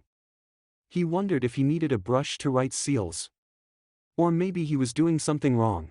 Naruto understood that he needed to unlock his chakra to do something but wanted to try if he could do something before he unlocked his chakra, but he understood he needed to wait until he unlocked his chakra. Naruto put the finger on his chin and decided to remove his shirt. He looked down at his tummy but couldn't see the seal. He wondered if he could understand what was sealed in him. He knew he had to wait until it started glowing red, which was ultimately random as Naruto understood it so far. When Jiji comes I will ask him how to unlock my chakra, Naruto said to himself and decided to go outside. Naruto was looking as children of his age were playing with other children. They laughed and talked to each other. His bright face slowly disappeared. Naruto hoped he could meet with his friends again, but he knew they had their own houses and had no business to visit the orphanage. He looked up at a roof where he could feel 2 Umbu watching him. Naruto smiled at them and was half convinced to wave his hand at them. One of the Umbu had a mask that looked like a dog. He saw Naruto waving at them, and he wondered how the kid could know they were there. Jiraiya-sama had told him that he was an excellent sensor, but to detect an Umbu at age 3. That was no small feat. Will you talk to the kid? The other Umbu asked. She had long purple hair and was wearing a bear mask. She was good at kenjutsu. The dog knew her name, Yugao Yuzuki. The Umbu dog, known as Kakashi Hataki, thought for a moment. I might, he answered after a moment of silence. For a long time, he had wanted to meet the son of his sensei. But he still felt guilty for not being able to protect anyone important to him. His teammates, his sensei that was like a father to him, Kushina-san. Kakashi thought that maybe he was cursed to watch everyone he cared for die in front of him. Kakashi saw Naruto standing on the ground, looking at the other kids playing. They kept standing looking after Naruto for the rest of the day until he returned inside. Secret place. Danzo was waiting for the reports of his team. He had sent a large group of his Umbu to find a family of Uzumaki survivors. He didn't know if they were or not, but it was worth experimenting if they were. They were known for their long life. And Danzo believed their cells could be beneficial. Especially the girl could become a good shinobi in his hands. The father and mother weren't necessary, and he could just kill them or use their bodies for experiments. As he was waiting, he was thinking about how to put the Kyuubi brat on his hands. He knew Jiraiya would be a bad influence on him, and only Danzo knew how to use a shinobi properly. The old toad is gone for now. The stupid villagers could be helpful for once, Danzo thought with a slight smirk on his face. I could use their hatred towards him, Danzo thought. Yes, he will be mine like his mother should have been. A weapon for the village. You stopped me once, Hiruzen, but not twice. There are many ways to break a child's will. Suddenly one of his umbu kneeled in front of him. Danzo-sama report from the Uzumaki mission, the umbu said respectfully, his face hidden behind his mask. His eyes were emotionless. Report. We were able to find the family, but the mother and daughter were able to escape. We tried to capture the father, but in his last breath, he activated a seal that destroyed his body. We lost 6 men, sir. We left 20 umbu looking for the child, but it started raining and we couldn't follow them, he reported. Danzo was disappointed at his men, but he wondered what he meant. What do you mean? Why rain didn't let you follow them? Danzo asked, quite interested. I don't know, Danzo-sama, our sensors couldn't detect them anymore. And 3 umbu fell dead in the ground after a minute of walking around the rain, he replied. Now Danzo was quite shocked. Interesting jutsu. Someone must be pretty capable of using water jutsus to be able to make rain. I want my new weapons found. I want both the girl and the woman alive. Ashera Uzumaki, 3 days later. We have been in the run for a week now. The ground was all muddy, her legs were itching everywhere. Her clothes were full of mud around. Her mother would once a day wash her clothes with her water jutsus. Asha couldn't understand why this was happening, why the weird shinobis attacked them. They were peaceful people and did nothing except fishing. Her mother was getting more tired each day. She would leave her with a clone at least 3 times a day and return when she found something to eat. Ka-chan, when will Tu-chan return? Asha asked, not understanding where her father was.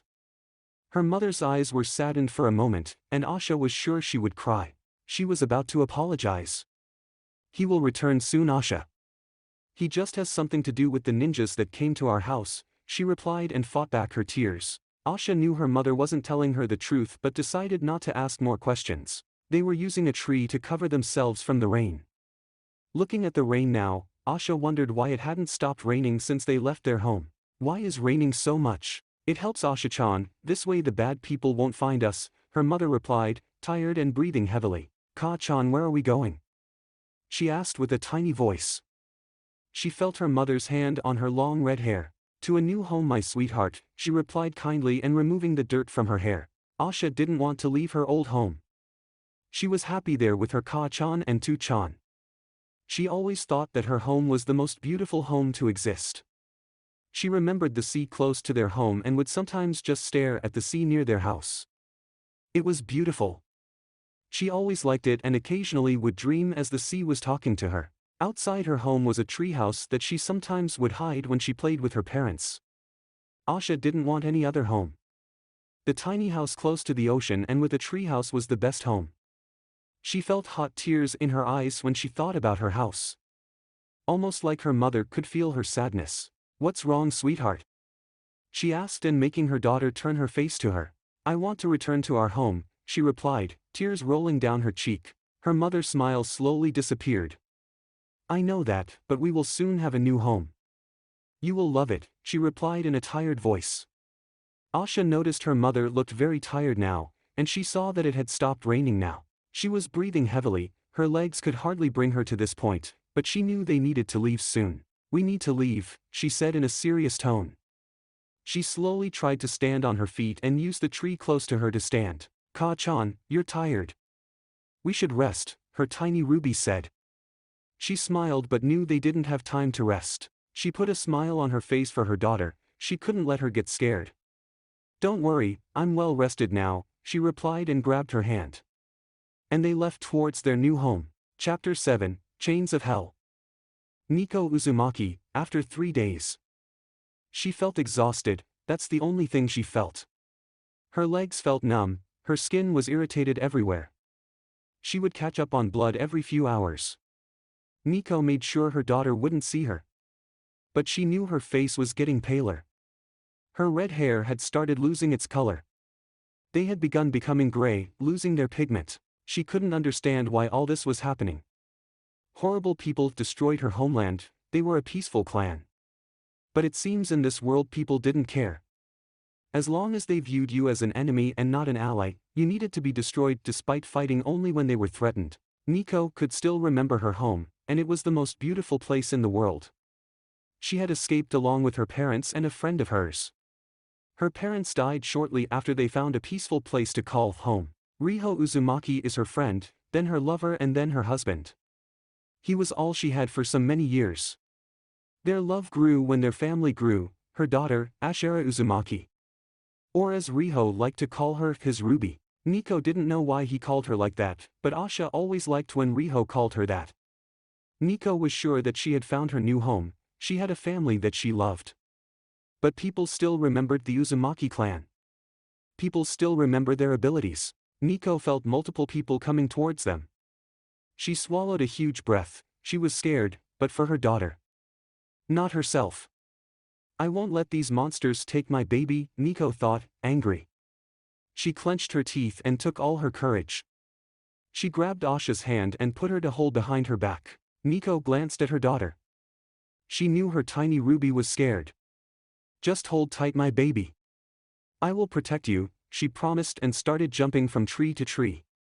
The ground was still muddy, despite that she stopped her jutsu 3 days ago. As they made their way, she felt a kunai flying towards them.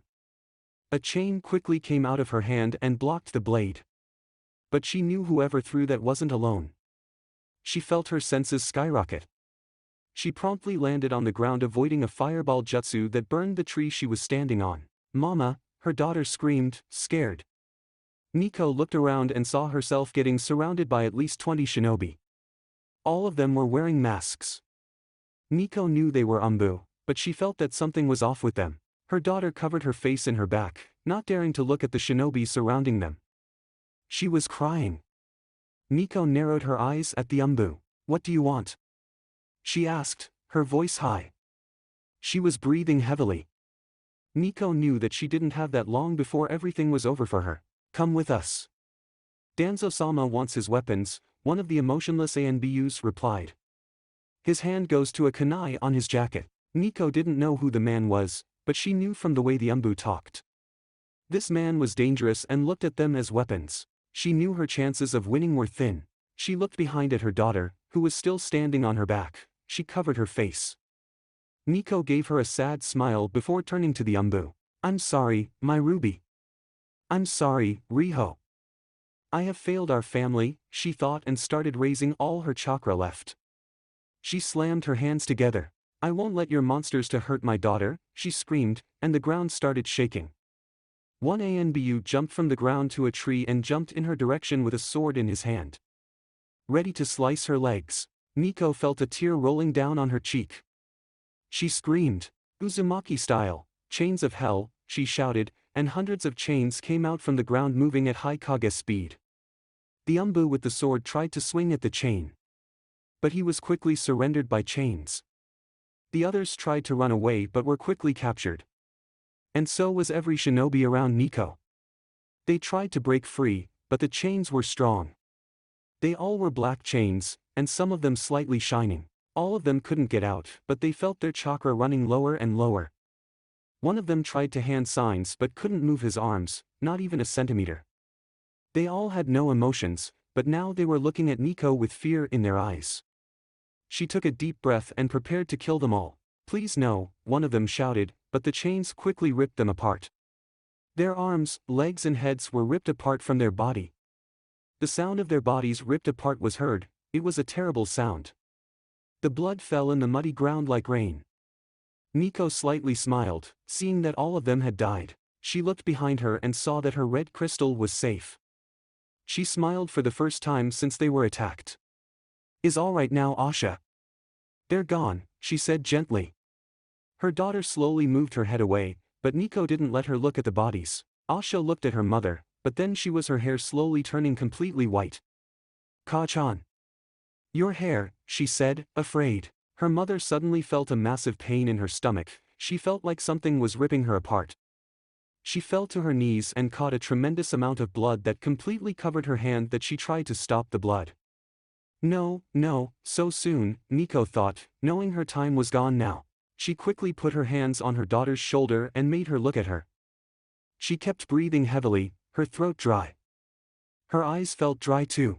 Listen to me, Asha. I need you to go away now, she said as her breathing was getting worse. Her daughter quickly shook her head, and tears streamed down her cheek. No. No, I won't leave you. Not like Tu-chan. He told us to leave and now he's gone.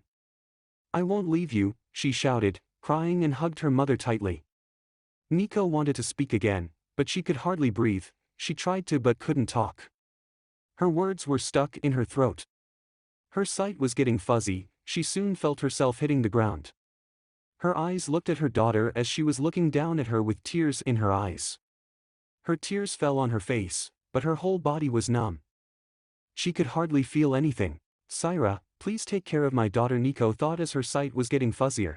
Nico felt herself wanting herself to sleep. She felt more tired than ever before. She looked back at her life, what she had accomplished. And she had done nothing. I couldn't protect my homeland. I couldn't defend my parents. I couldn't save my husband. I never found Kushi-chan. She thought about her friend. Will I see you soon? She asked herself. She then remembered that her life wasn't a complete failure. Her daughter. The best thing that ever happened in her life. I failed to protect my daughter, she thought and wanted to cry. She looked up at her daughter again. Her red hair was shining because of the light of the moon. Be safe, Asha. I know you will survive, she thought and felt herself losing the feeling of her body. She couldn't feel her legs anymore. She felt a tear rolling down her right eye. She then heard a voice calling to them. She saw her daughter looking in a specific direction. Be safe, Ashera. Uzumaki style, Chains of Hell, S rank to SS rank if used with Sage Chakra. Cost, the life of the user of the Jutsu. Chapter 8, Uzumaki Clan. After 3 months. Hiruzen Sarutobi was doing his usual paperwork, but he could hardly do it.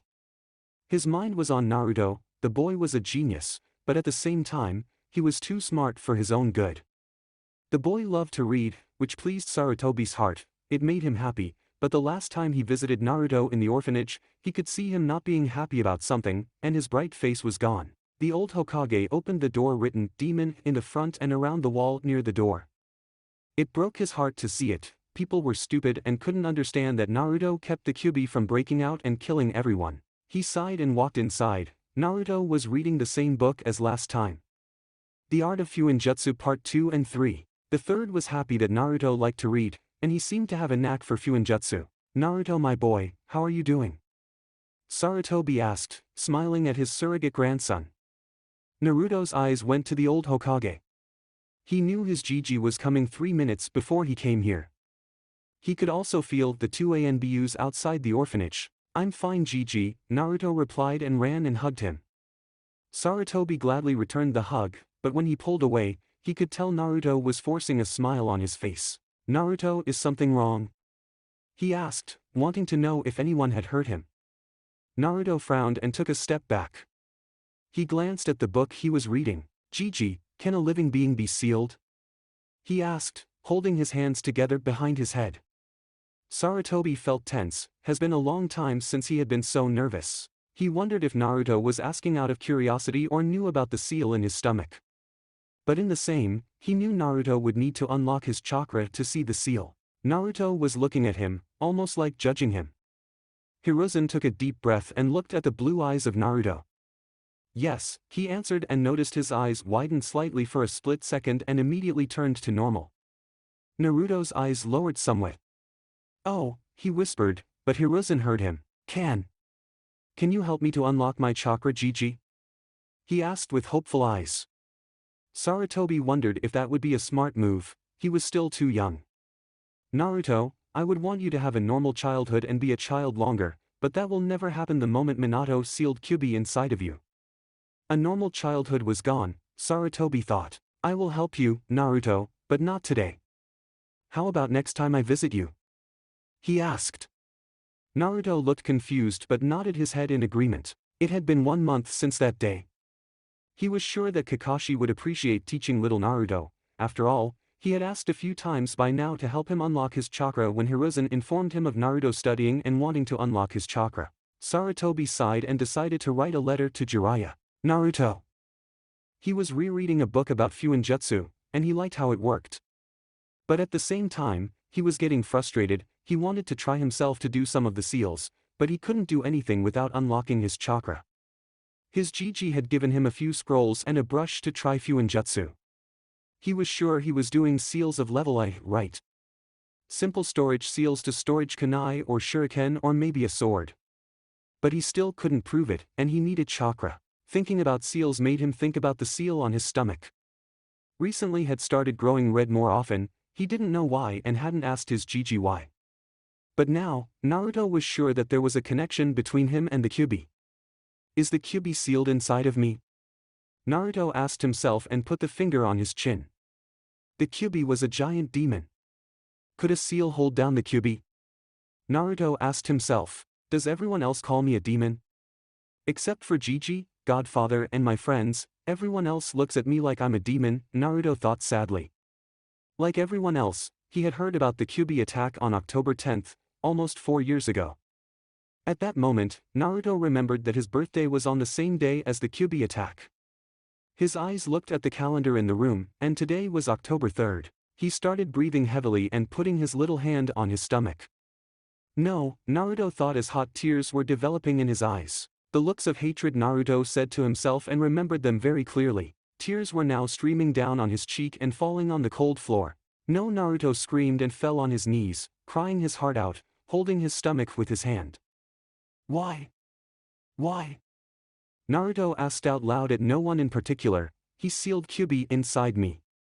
Naruto thought with wide eyes. Everyone always said that the fourth had killed the demon, but he knew now that was all a lie. When he had asked his Gigi, and when he received his answer, he thought he had some sort of connection with the Kyuubi, but now he knew. The demon fox was sealed inside of him. Naruto fell to the cold ground and hugged his legs. Hot tears are still on his face. Toad Gigi, please come here soon, he begged quietly. He stayed like that for a long time, he didn't know how long. All he could think of was, why him? Was he special? Suddenly he heard the rain outside. His eyes then went to look outside the window, and it was raining even more harshly now. The sound of rain falling on the ground and the roof of the orphanage could be heard. Naruto wondered why it seemed to always rain whenever he was upset. He walked closer to the window but couldn't clearly see. He then picked up a chair and climbed on it to have a better view.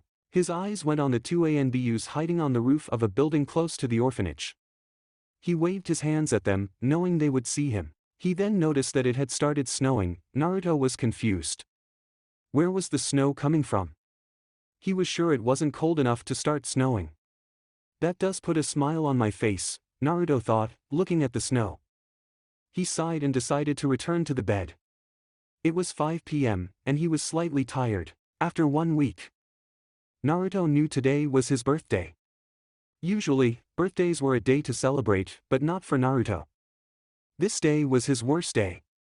People around were even more hostile towards him, if that was even possible. Naruto was 4 years old. He had locked himself in his room. He didn't want to deal with other people today except if it was his Gigi or maybe his godfather, but he knew he would need to wait 2 more months for his godfather to return. Naruto sighed sadly and decided to read, but then he heard a poof in the room. He looked behind and saw a toad. It was almost the size of him. Naruto knew this one always brought him new books. He smiled. Thank you very much, he thanked him, smiling, and the toad smiled and went away.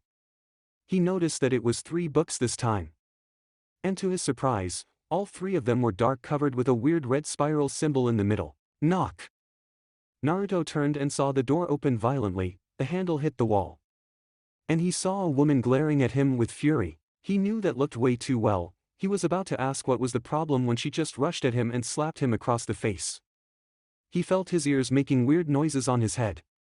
His head had hit the floor and was bleeding slightly. The woman grabbed his hand and started dragging him away from the room. Naruto tried to fight back, but he was only 4 years old. His weak legs and hands couldn't hold anywhere. Soon he was thrown outside, and he hit the ground with his head. He put his hands where it hurt and looked at the woman still glaring at him. "You're old enough to live for yourself," she shouted with venom in every word. Naruto felt tears in his eyes, but not because of the pain in his head. "My books, please, they're the gift from my Tochiji," Naruto shouted and cried simultaneously. The woman only grew furious, but this time she just went inside and closed the door. Naruto shouted and ran at the door, trying to open it. "The books were the gift of my godfather. I can't lose them," Naruto thought as he kept trying to open the door but in vain.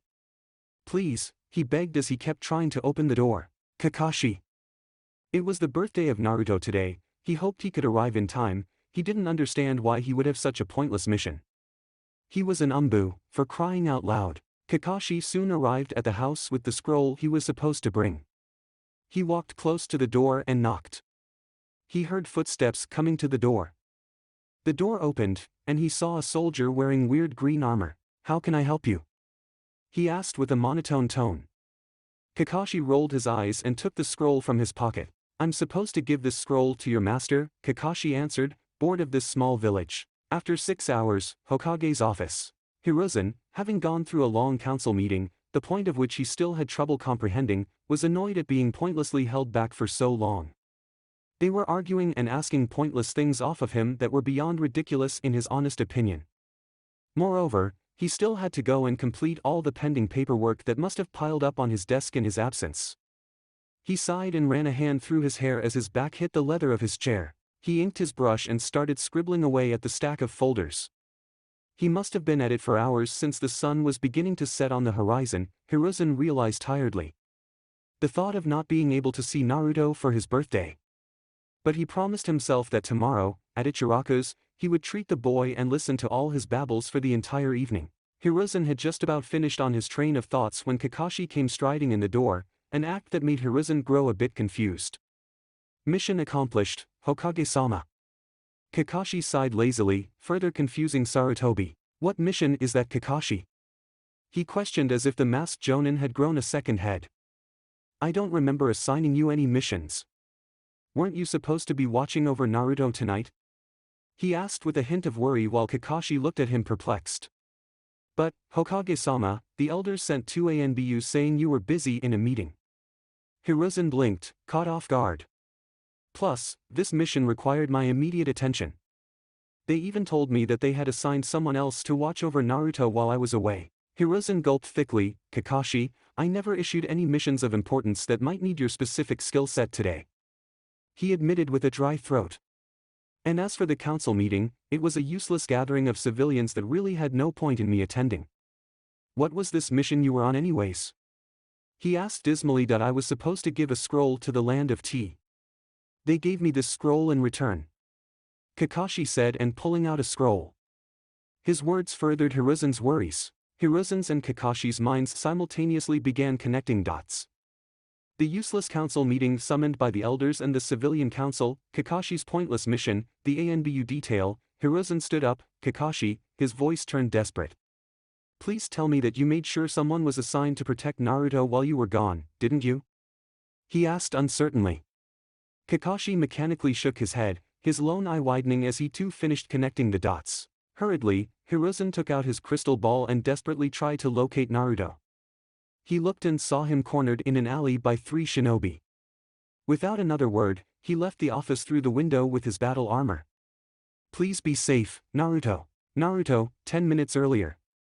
He was walking down the streets after the sun had set, and he was wandering aimlessly, ignoring the glares they shot his way. He knew a few weak shinobis were slowly surrounding him. He would have run, but he knew he couldn't outrun trained shinobis. What confused him was that the 2 ANBUs that usually guarded him weren't there. Instead, a single ANBU was looking in his direction. But Naruto couldn't feel any kind of emotion coming from him, almost like a piece of rock was instead of him. Suddenly, out of nowhere, Naruto was pulled into an alley, and he fell on his back. Regaining his bearings, Naruto saw 3 people donning the Leaf's forehead protectors and flak jackets surrounding his way out the alley. Naruto's stomach dropped in dread when they pulled out kunai knives at him, and their smiles were downright evil. He had shivers running down his spine in fright at the vulnerable situation he found himself in. Naruto got up and dashed through an opening, zigzagging his way down the alleyways while the three men followed hot on his tail. Naruto knew they could have caught him by now if they so desired, being trained shinobi and all, but were probably enjoying the thrill of the chase.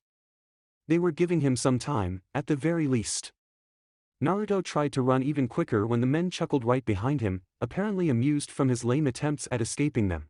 Naruto suddenly came to an abrupt stop when he saw the alley come to an end, and all he had ahead of him was a wall, a dead end. Naruto turned around just as the men turned around the corner and took a step back, then another, and another when his back hit the wall. The shinobi began laughing at his sad face when Naruto's back hit the wall, and his eyes misted over with unshed tears.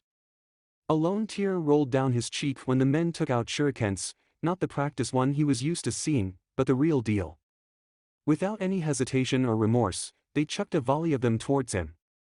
2 shurikens lodged themselves in his right thigh, and one in his left, another once in each of his forearms, and a vicious scream in agony tore through his throat. Naruto fell to his knees, whimpering in pain while they laughed at his misery. "How the mighty have fallen," one of them taunted. "So, how does it feel to bear the pain that you inflicted on so many other humans, Kyubi? We know that we can't kill you, or you'll regain your strength and be free off your bonds, but we can torture your vessel and break you from the inside out. Don't worry, and you'll soon be numb from the pleasure we'll inflict upon you." He could feel the hatred coming from them. "Why?" Naruto whimpered dizzily. "Why do you people keep hating me? What have I ever done to you?" The man looked even more furious. "What did you do, you say, Kyubi?" They sneered furiously. "You killed so many of our villagers, and now you have the gall to ask what you did? And to top it all, you ask what you did?" As soon as those words were said, Naruto glared back, his eyes slowly turning red, his whiskers showing more, his nails slowly growing, and his seal started glowing red like blood. "I'm not Kyubi, you fools," he shouted as red chains began coming out of his chest. The red chains quickly went flying and wrapped all 3 shinobis. Their legs and arms were tightened, and none of them could move. "Let us go, demon," one of them screamed and struggled to break the chains. Naruto's eyes were red like blood. The chains only tightened around them. Soon they started screaming in pain as bones were broken and shattered by the chains. Naruto could hear the snap sound coming from the bones. The shinobis were feeling weaker as their chakra was getting lower and lower. Naruto had 8 chains coming out of his chest, and slowly a 9th one came out and flew towards one of them and pierced him through the chest. The soldier fell to the ground, and at that moment, blood came out of his mouth. He was struggling in the ground, coughing blood and trying to stop the blood, as he was drowning in his own blood. Naruto felt like he now was awake. He looked at the dead body in fear and sadness. Tears in his eyes as he couldn't believe what he had just done. The chains quickly returned to his chest. "Die!" both of them shouted and threw shurikens at him despite the massive pain around their legs and arms from the broken bones. As this was happening, Naruto looked at his tiny hands. The blood had flown to his face and hands. "What have I done?" Naruto said to himself. He felt like a monster. What would Gigi think of him? What will Tojiji think of me? Will they abandon me? Naruto asked himself, crying. The shurikens were blocked by an Anbu standing in front of Naruto. He could feel his Gigi was here now. The 2 shinobis were in the ground now. He looked up to see the older man looking at him sadly along with 2 Anbu near him. Naruto knew the old Hokage was talking to him, but now all he could do was look at his hands full of blood. Slowly everything started getting fuzzier, and the welcome darkness took him. Naruto opened his eyes to find himself in a dark corridor. He narrowed his eyes. "Is this hell?" he thought in disgust as he walked forward. He kept walking for a few minutes and stopped seeing some light at the end of the corridor. It seemed to pull him towards it. Time to find out what is at the end. With that thought, he walked again, stopping only until the end. It was a huge room, so vast it was that the ceiling was impossible to find. The floor was wet. He looked around, his eyes seeing black stone and nothing more. But the elephant in the room was a large iron-barred door with a paper that said seal. He gazed at the piece of paper, resignation written in his eyes. His azure eyes looked past the cage, looking for what he knew was in the cell. He was just waiting for the Kyubi to open his eyes. Based on what he had read, Kyubi was a being of pure hatred and evil. A mindless beast can destroy a scale he never dreamed of, but Naruto was skeptical when he read that. He might get to see it for himself now. A growl sounded from the cage, sending a breath of hot air into Naruto's face. Naruto steeled himself, despite the cage separating him from the beast within. An enormous red eye opened, causing Naruto to tense up. The eye looked at him as if evaluating him. The eye then started to rise, causing Naruto to look up at the massive form. The Kyuubi had orange, silky-looking fur, with black markings around his eyes connected to his, funnily enough, rabbit-like ears. The upper body was humanoid, including the hands. The lower body was like a fox, barring the 9 long swaying tails in the back. The fire was the closest thing they looked like. The red, slitted eyes looked him closely with a hint of malice.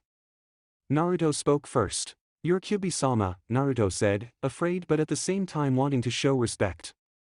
He knew the Kyuubi was the reason he was hated and why his parents were dead, but at the same time, even he wouldn't want to be inside a prison. The Kyuubi looked slightly shocked by the way the tiny human greeted him. "So my jailer has finally honored me with his presence," Kyuubi replied with a humorless chuckle at the end. Naruto nodded his head.